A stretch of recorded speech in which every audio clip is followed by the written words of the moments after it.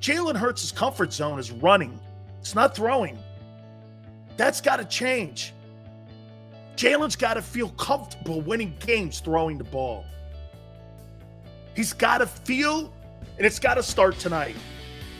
I don't want to see Jalen Hurts running. If I was, get this, if I was Nick Sirianni tonight, I'd be like this. I don't want to see you take off running at all. One, I don't want you to get hurt. Second, we already know it.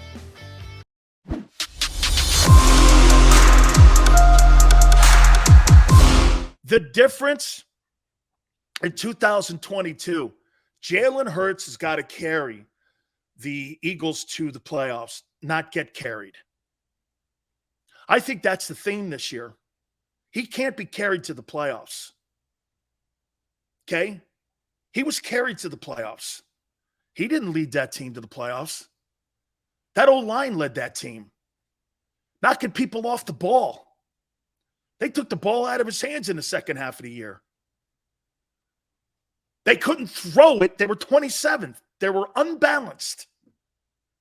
That's got to change this year. That's got to be a theme. If you want to beat Green Bay, if you want to beat the Rams, if you want to beat the Bucs, you can't go into a game like you did a couple months ago in January and get the doorknobs knocked off you because you're not versatile enough. You can't.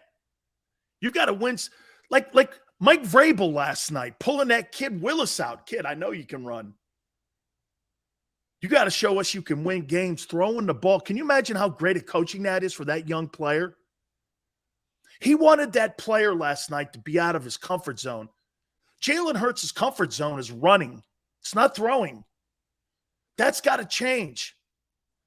Jalen's got to feel comfortable winning games throwing the ball. He's got to feel, and it's got to start tonight. I don't want to see Jalen Hurts running. If I was, get this, if I was Nick Sirianni tonight, I'd be like this. I don't want to see you take off running at all. One, I don't want you to get hurt. Second, we already know it. Let's work on the fundamental things tonight that we have to do to win ball games like the Packers, the Cowboy games. You're not going to win any championship until, hey, Nick Foles threw that team to a championship. He beat Brady. It wasn't running. You're not beating Brady running. You're beating Brady the way Foles beat him. And until Jalen Hurts shows us he can do what Nick Foles did in that Super Bowl, and even in other games, you're not beating Brady. A one-dimensional player's not beating Brady.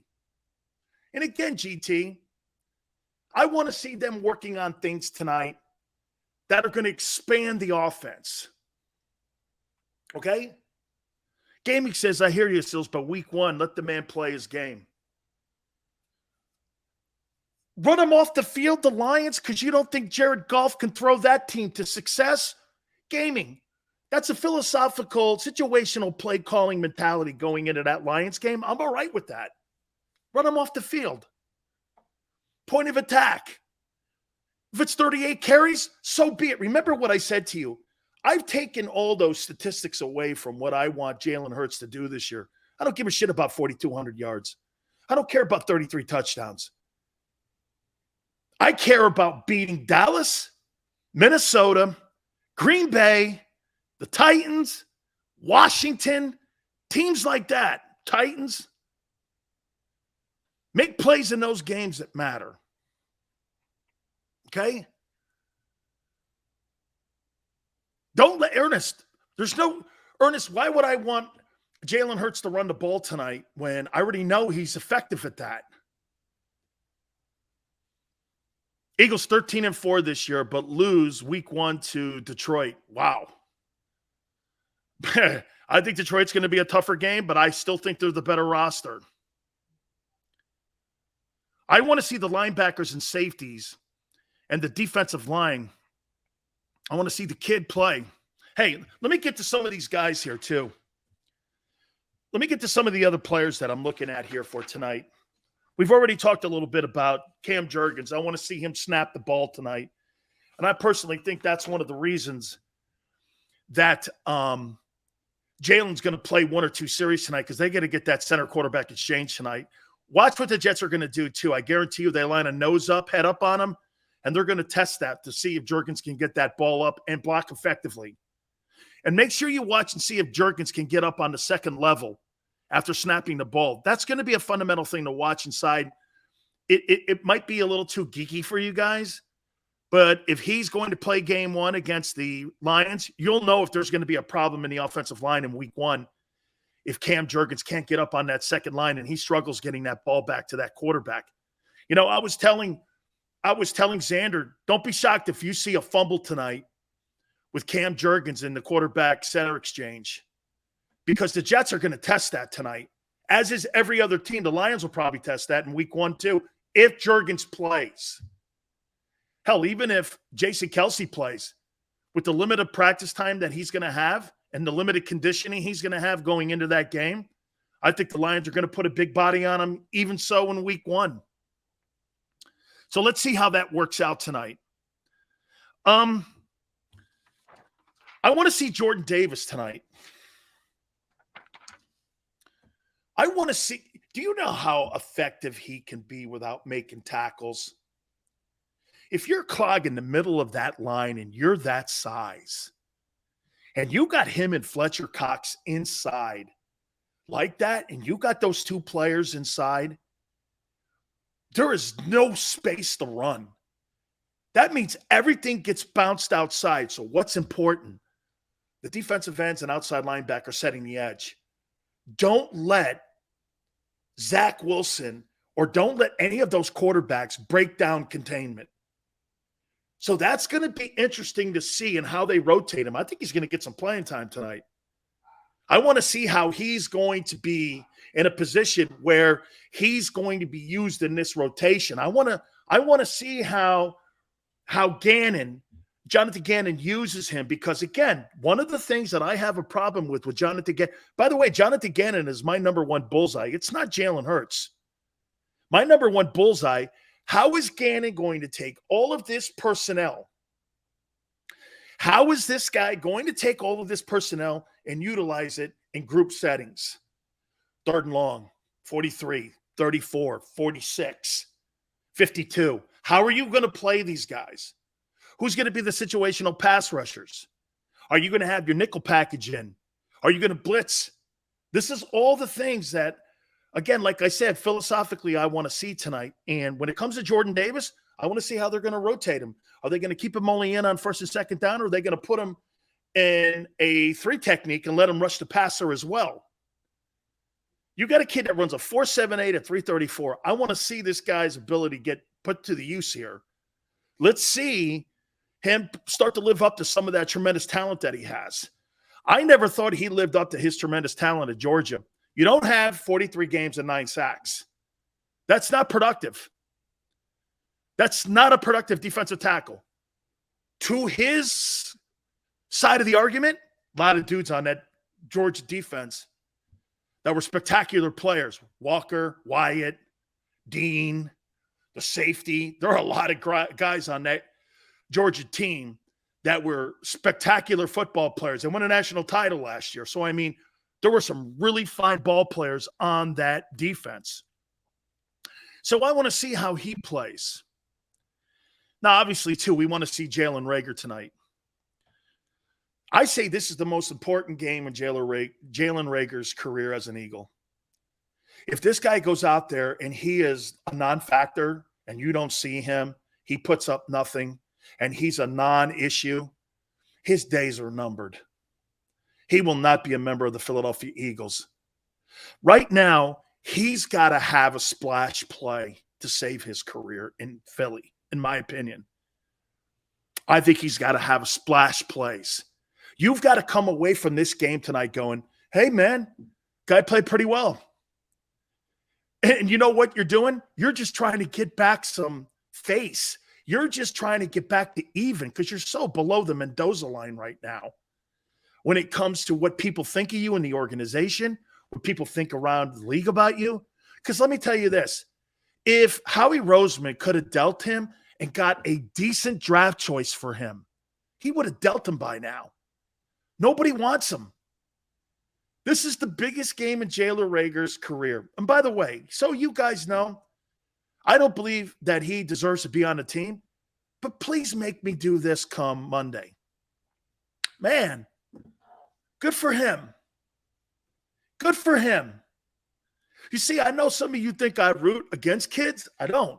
I want to say this about you, Jalen Reagor. Hey, man, way to show up. Good for you. Because if that happens, it helps the unit. It helps the group. It helps the team. It helps everybody. When you go like this to a guy, hey, man, way to go. Hey, great game, man. I want to give the kid a slap on the back instead of a kick in the pants. Nobody wants to do that. It's wasted effort in coaching. Don't let me waste my coaching on you and you don't show up. It sounds like more of a motivational speech for Jalen Reagor tonight, but kid, just show up, man. Just do something. 1 catch, 2 catches. Make them go, okay. Hey, he was right there. Adam says Reagor needs a change of scenery. Hey, see what Adam said? That's probably the thinking inside the Philadelphia Eagle organization. If Reagor shows up, my good. Hey, GT, watch this. Is it likely? No. No. Because he's not shown anything since he's been an Eagle. He doesn't even want to play special teams. I don't think his heart's in it. Let's move on here. Jordan Davis, Cam Jurgens. How about Nakobe Dean? I think the one issue that I have with Nakobe Dean is that the game is a little bit too fast for him right now, and that's why you're not seeing him run with the ones a lot. He's not beating TJ Edwards out this year. That's not happening. I think he's going to have to play will linebacker if he wants to be on this team. I do not believe he's beating TJ Edwards out. I think TJ Edwards has solidified his position as a Philadelphia Eagle. And I think he has changed since they put him in last year. This guy's filling gaps. This guy has scraped lanes. This guy has changed that linebacking core around to where it was considered one of the worst units in the NFC East, to where you're doing this now. What an uptake. What an upgrade that you have right now with all these players that you have at that position and in that grouping. I think TJ Edwards has been another one of those guys that, because you drafted Nakobe Dean, it's a little fire under him even more. He's not surrendering that job. Man, is that a great thing? Creating competition, having all of that, there is no doubt about it, man. That's exactly what you want to have in your defensive huddle and in your defensive meetings. You don't want anybody surrendering just because he's a high draft choice. Remember something in the NFL. Most of the time with good teams, it's not where you're drafted. Unfortunately, sometimes that plays a factor in Philly because the GM has so much of a say that the first rounders get more of a lifeline than what other players do. That doesn't work in New England. If you're drafted in the first round or you're a free agent, best guy plays. That's not necessarily the case in Philly all the time. Okay? That's not necessarily the case. So Dean's got to have – I want to see him show us he can play both the run and the pass. I want to see him in-game situations where he's got to make plays out there, and he's got to also do one of the most important things. He's got to make calls. Yeah, that's right. Nakobe Dean hasn't stood out at all in this camp. He has not stood out at all in this camp. Dan, if we trade Edwards and Dean for Parsons, would you do it? Dude, no, the Dallas Cowboys' best part of their football team is Michael Parsons. They're not getting rid of that guy. And they're not going to trade a guy like that inside a division. Ernest says defense, hard to watch on because Jonathan Gannon trying to be difficult. How are you going to get a defensive calls in unproven scheme, needs great players to run? I don't know what that means, man. The Georgia Bulldogs had 15 players drafted this year. I mean, hey, that defense, man, pretty much almost every guy on that side of the ball too, right? I agree with you, Stubbs. TJ's a thumper, man, and he's changed the idea of that entire football team. Adams says that Parsons is a once-a-decade player. You know what, Adams? This is what I would say about what Dan Quinn does with him. I don't want him dropping off on tight ends and running backs. What? Can you imagine dropping LT like that? Man, it was how look, LT could do it because he was a freak and he was a game-changing football player. By the way, Micah Parsons, I'm going to say this again. You know how they talk about Aaron Donald, best defensive lineman? Watch this. Aaron Donald, there's no Reggie White. Sorry. Who would you take, Sells, Reggie White or Aaron Donald? That's a dumb question. Reggie White is the greatest defensive football player, defensive line-wise, in the history of the sport. And the second guy, you can line him up after him. But you're comparing people to Reggie White. You got a problem with that. There's an issue. Okay, there's a massive issue with that.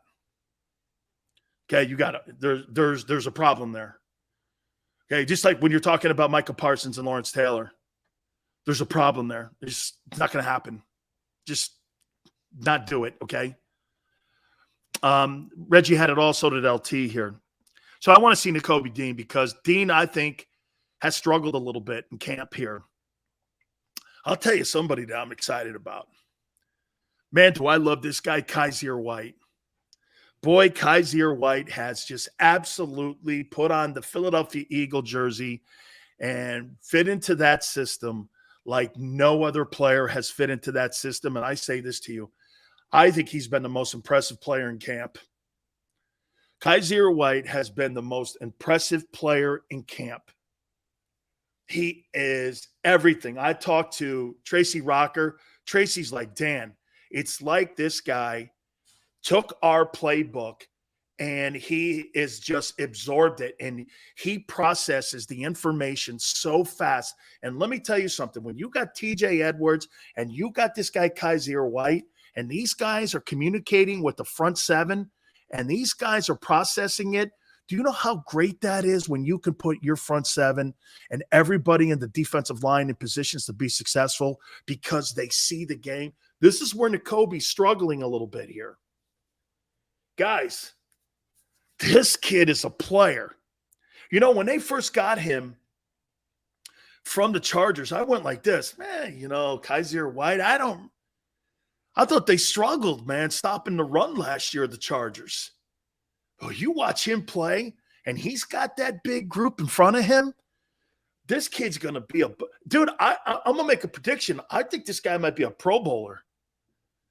He might be Howie Roseman's best find since Darius Slay. Man, I really love him. I can't wait to watch him. I can't wait to watch him in this system. I think the Philadelphia Eagle defense has an uptick and has an upgrade, not because of Hassan Reddick so much, but because of this kid White. God, he looks good, man. He's a baller, dude. Totally. Edge goes, quit talking, Dan. You're going to have me believing we're winning the Super Bowl this year. I don't want my hopes so high. Hey, you know what? All that stuff that we talk about with projections and maybe this is what I'm seeing now. And this is what I want to see tonight. You know what's really cool? It's like having a bar and you got all the finest wine and all the finest liquor and you don't know what to drink because you like it all. That's what you have here with this group. And again, I'll say it one more time to you. I don't think they have a lot of superstar players, but I think they have like a Patriots roster. There's all these great role players. You know, here, let me make a comparison to you. The Chicago Bulls are the greatest team in sports history, in my opinion. I'm going to tell you why.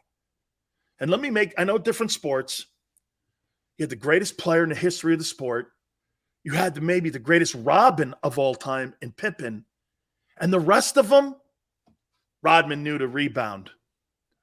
Or Horace Grant, Cartwright, Whittington, all them dudes all knew their roles. Steve Kerr knew his role. John Paxton knew his role. Everyone had a fundamental role on what they were doing. That's kind of what you're trying to get here with this football team. You're trying to create roles for everyone. Not everybody has to be a star. What's the line that they use in Alabama and in New England? Do your job. Do your job. Do your job. All right. My friends, don't forget our good friends at Morgan & Morgan, where the fee is free. Know this. If you are hurt or injured on the job, one of the most important things that you could possibly do for your family is finding that law firm that will make sure that they get you the fair compensation that your family so needs. Past 30 years, Morgan & Morgan has collected over $13.5 billion for their clients. And for the people is not a slogan. This is who they are. With over 800 attorneys strong and offices in Philadelphia, New York, and in Florida, Morgan & Morgan, with the biggest firm in the country, looks at every case and goes, there's no such thing as a fender bender. They will not be intimidated. Call them at 800-512-1600. That's 800-512-1600. The call is free. The consultation's free, and they're open 24/7, 7 days a week. And when you call Morgan & Morgan, do me a favor. Tell them Dan Sileo sent you. When choosing a lawyer for your injury case, you may ask, does the size of the law firm matter? Well, of course it does. The insurance company, they're huge with unlimited resources. And whether your case is big or small, they're built to bully you out of the money you're owed. But here's the good news. We're big too, the biggest actually. And we're built to fight to make them pay for all that was taken from you. Size is our strength. There's only one Morgan & Morgan. ForThePeople.com.